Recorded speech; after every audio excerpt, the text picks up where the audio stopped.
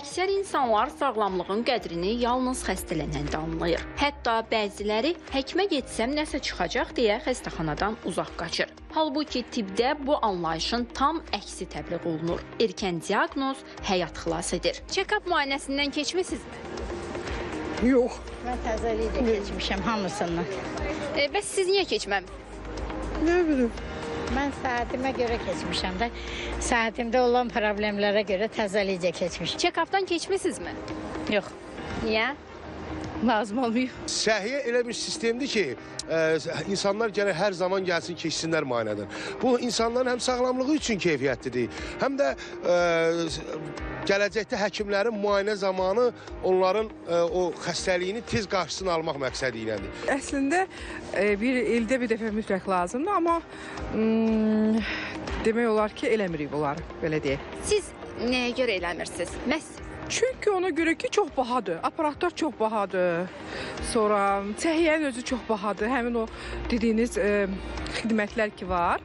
Məsəl üçün, adicə MRT gəlib elətdirmə, bir nahiyəni elətdirmə özünüz bilirsiniz, 135 manatdır. Ya da belə bir paketlər hazırlanmalıdır ucuz qiymətə.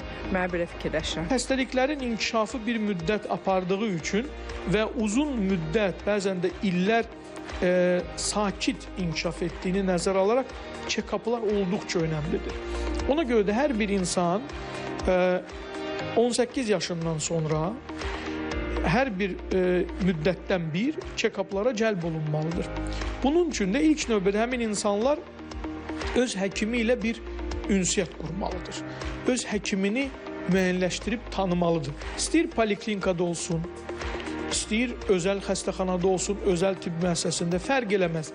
Hər bir insanın onun xəstəlikləri, sağlamlığı, içdiyi dərmanları, ailə anamnezi haqqında məlumata malik olan bir tibb işçisinə sahib olmalıdır. bəzi insanlar tibbi yoxlanışlardan bahalı olduğu üçün keçmək istəmir. 500-1000 manat arası geniş müayinələr təklif edən özəl klinikalar bu fikri gücləndirir. Amma sərfəli paketlər təqdim edən səhiyyə ocaqları da var. Xaricdə check-up'lar müxtəlif ölkələrdə fərqlidir. Misal üçün, Amerika Birləşmiş Ştatlarında, Avropada check-up'lar adətən insanların öz istəyi əsasında və onun ailə həkimlərinin tövsiyəsi əsasında həyata keçirilir. Lakin, misal üçün, Rusiyada və bəzi digər keçmiş Sovet respublikalarında dövlət tərəfindən dispanser müayinələri ildə bir dəfə mütləq şəkildə tətbiq olunur.